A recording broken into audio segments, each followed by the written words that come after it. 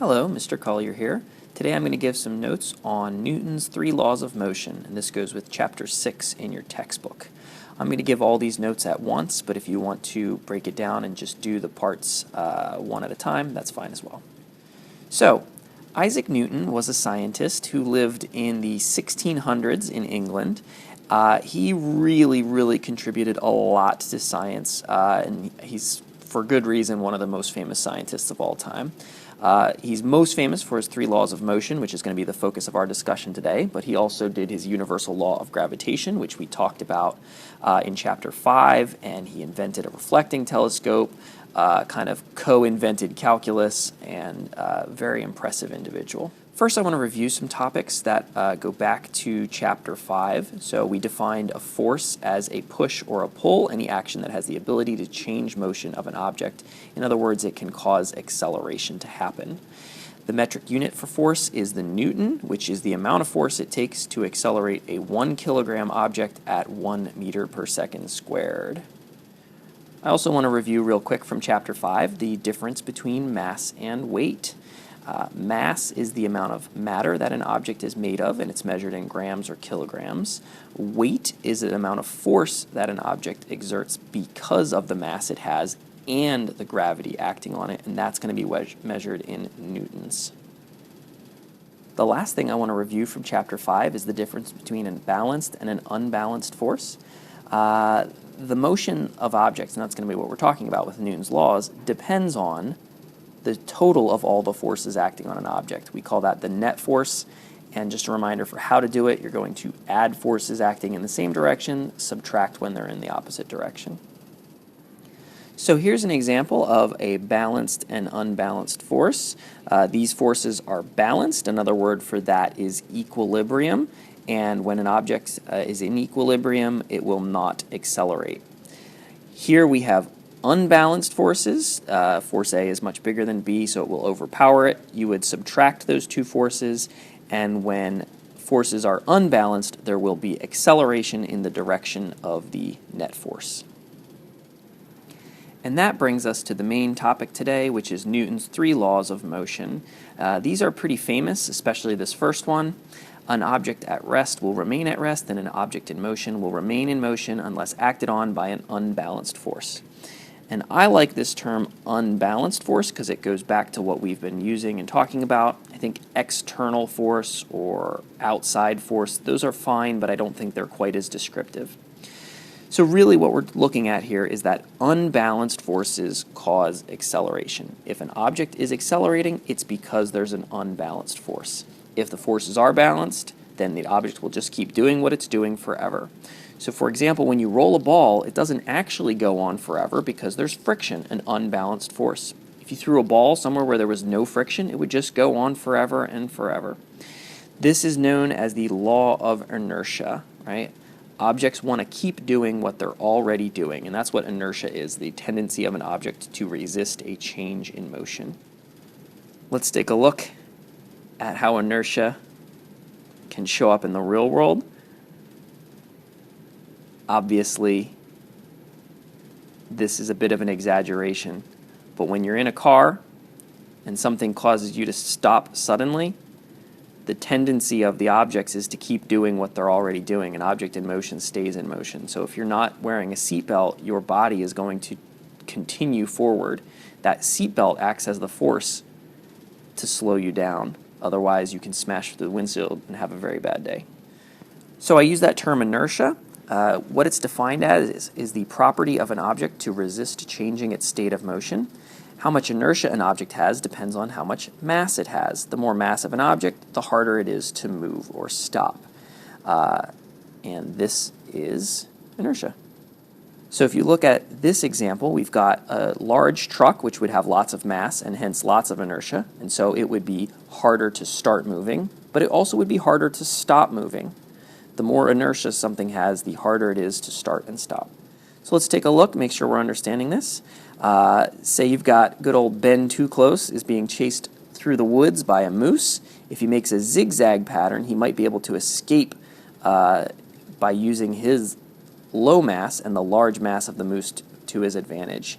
This would work because it takes a greater force to accelerate and decelerate the moose because of its larger mass, and so it's harder for it to change direction. There's also some problems you could do with this. For example, a car driving along the highway at a constant velocity. Find the weight and the friction if the engine produces a force of 2,000 newtons between the tires and the road, and the normal force on the car is 12,000 newtons. So really what we're looking at is finding the balancing forces because of this term right here, constant velocity.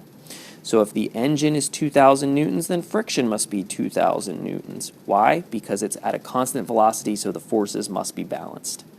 And since the normal force is 12,000 newtons, the weight must be 12,000 newtons again, because of this word right here, constant velocity. One last concept check. Mr. Wegley spent most of his Sunday afternoons at rest on the sofa consuming large amounts of food. What effect does this have upon his inertia? Right? So eating a lot of food will make you gain mass. More mass gives you more inertia, and it's going to be harder and harder to get Mr. Wegley off the couch. This brings us to Newton's second law of motion, which is more famous among scientists, but less famous among everyday folk because of it's basically a math equation. So Newton's second law is basically an equation that says force is equal to mass times acceleration. This is kind of like the famous way to say it, but I think the more useful way to describe it is that acceleration is directly proportional to force and inversely proportional to mass. In other words, more force gives you more acceleration, more mass gives you less acceleration because the mass is resisting acceleration.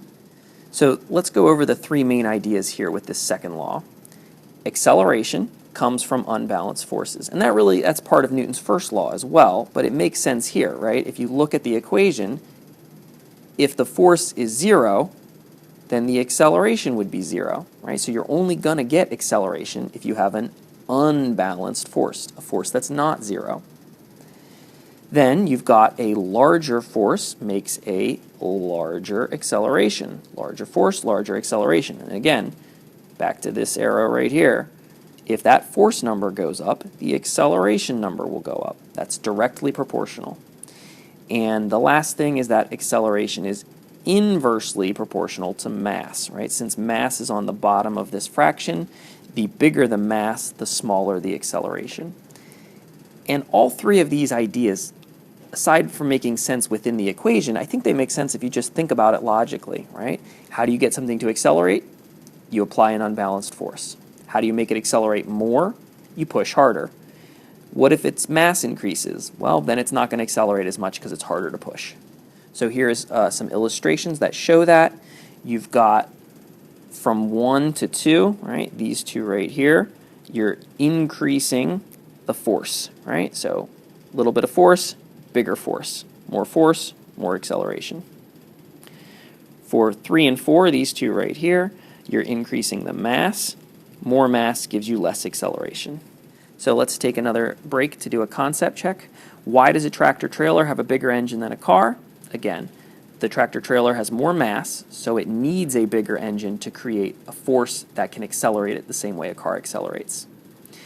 Second one, why would a truck driver want to leave more space between the car in front of it than a normal car? And that's because it's going to take a greater force or the same force over a longer time to stop that truck.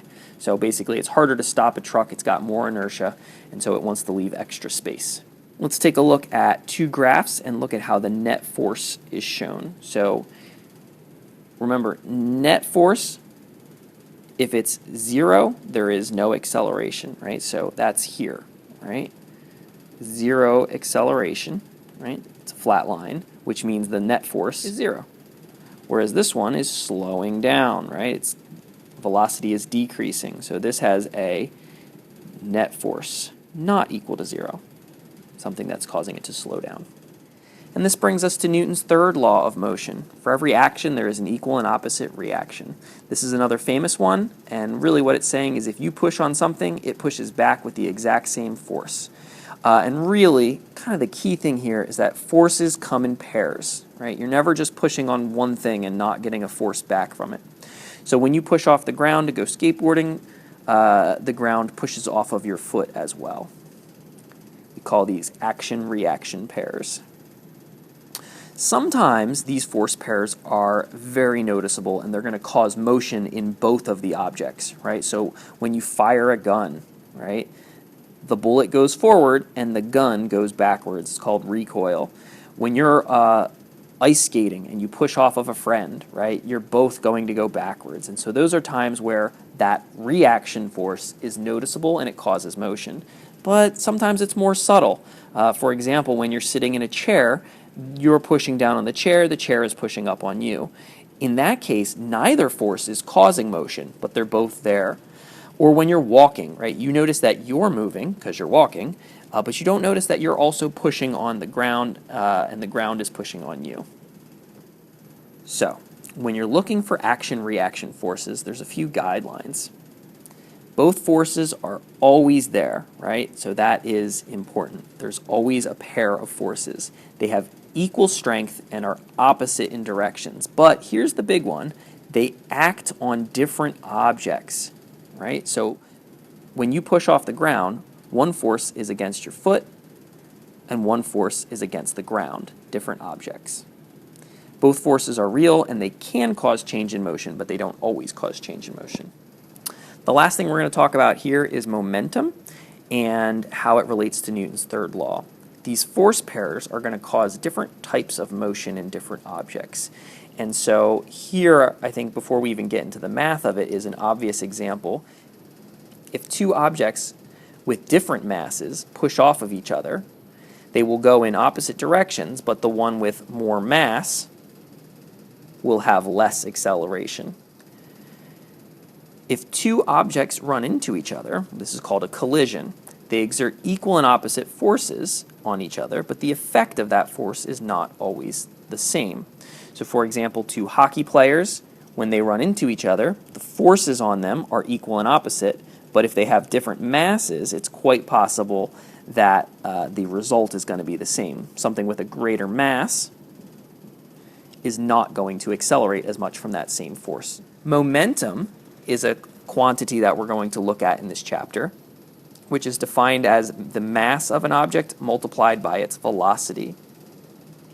We use the letter P in this class. It's actually a Greek letter, rho, I believe, and it is equal to mass times velocity. Mass is kilograms, velocity is meters per second, so momentum gets units of kilogram meters per second. Doesn't get a fancy name, it's just a compound unit.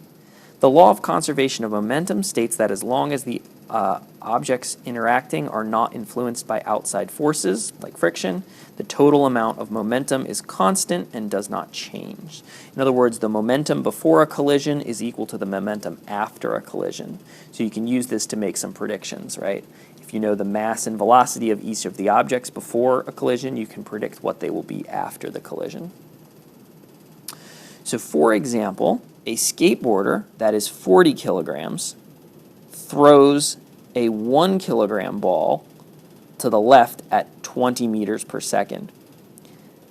1 kilogram, 20 meters per second, so the momentum is negative 20. That means that the momentum of the skateboarder in the opposite direction is going to be positive 20. And that will mean that the 40 kilogram skateboarder must accelerate at positive 0.5 meters per second. So you can see, A, we need to ignore friction, and B, that the more massive object is not going to be affected nearly as much. There are two types of collisions that can happen. Elastic collisions are ones where objects will bounce off of each other and continue with their full momentum, and when we're doing our math, that's the one we're focusing on. But there's also this other type of collision called an inelastic collision.